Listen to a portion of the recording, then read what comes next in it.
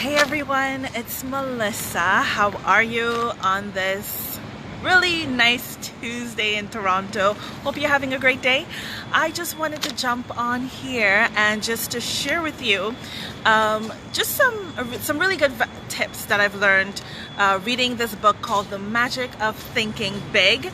I had the pleasure and honor of leading chapter 3 in the book club, the online book club that I'm in, and so I wanted to come and share these tips with you.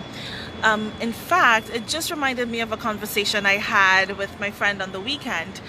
So we were just chatting and she mentioned that she wanted to there was something that she wanted to do, right? But she said to me that she was scared. She didn't want to do it because she didn't want to be rejected. She had this fear of rejection. And then lo and behold, my chapter that I had to lead in the group talked about how to build fear. So no, how to build fear. We don't want to do that. How to cure fear and how to build confidence. So I wanted to share 5 exercises that I learned that would boost your confidence and eliminate your fear. So here it goes. Tip number 1 is to be a front seater. So the book mentioned that, you know what, whenever you're in these settings where you want to go to a conference, a seminar, or even at church, people tend to sit in the back as opposed to sit in the front, or we sit in the middle. So in order to, boost your confidence, hey Aaron, so in order to boost your confidence, the book recommends sitting in front.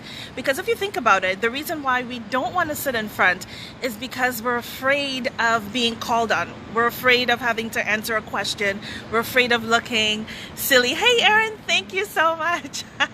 We're afraid of looking silly. We have this fear on us. That's why we want to sit in the back or in the middle, but not in the front. So, and this is, you know what, I'm 100% guilty of this. And, I'm going to take this to heart in the next meeting that I'm in. It's to conquer this fear and sit in the front to boost your confidence, right? The second tip is to make eye contact. Now, as easy and practical as it may seem, most of us, we tend to shy away from making eye contact whenever we're, in settings where we're talking to other people.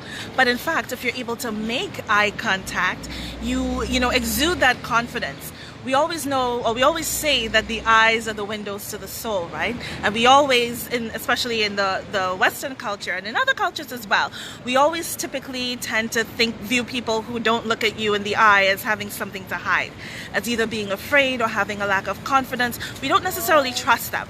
So the second tip to boost your confidence here and to eliminate your fear is to make eye contact.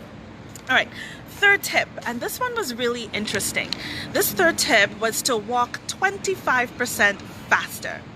So the book mentioned that people who walk with intention, people who walk with purpose, with their shoulders back and upright, those are the people that exude more confidence as opposed to those who are just dragging their way through the day. And this is, you know what, I'm going to practice this as well. So walking with 25% faster, head up, shoulder back, that will increase your confidence. If you have a job interview, I really want you to try this tip because I think this would be so helpful in boosting your confidence before you get into that interview, right? So here's that tip.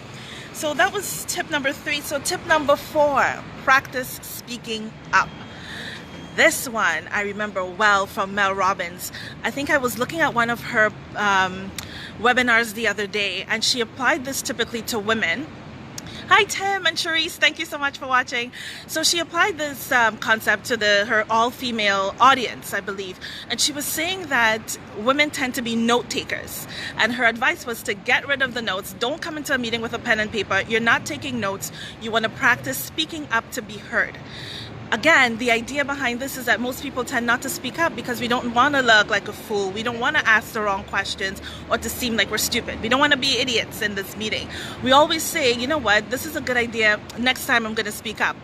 But you and I know good and darn well we're not going to speak up the next time or the time after that because we're going to let this fear and lack of confidence, overwhelm us. So next time in the meeting, speak up instead of looking, bowing down into your notes, taking with your pen and paper, pretending to take notes. In the book, the author also mentioned that when you speak up, try to be the first one. So you be the icebreaker. Again, this is going well outside of everyone else's comfort zone, but that's the idea, right? So to speak up, be the first one to speak up and don't hide behind taking notes. The fifth tip I have for you here to conquer your fear and to boost your self-confidence is to smile. So again, this might seem like an easy tip, but to be honest with you, if you look around people, just sit and people watch, you'll notice the number of people that will pass you that don't smile, and you're wondering what in the world are they thinking about, right?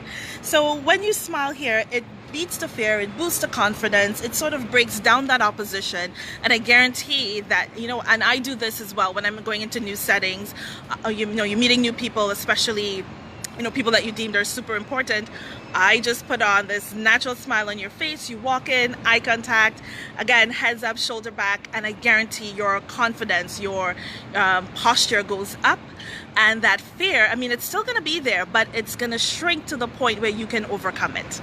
All right, so these are my 5 tips here for you, and my bonus tip here is always to remember that confidence is not something that people are born with. It's acquired, it's learned. You have to practice it every day, and even if you're shy, you can practice these 5 tips, and I guarantee you'll see your confidence level increase.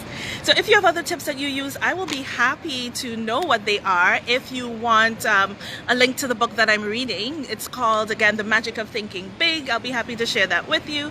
As always, it's a pleasure coming to you, sharing these tips. Until we chat again next time, I hope you have a wonderful day. Bye-bye.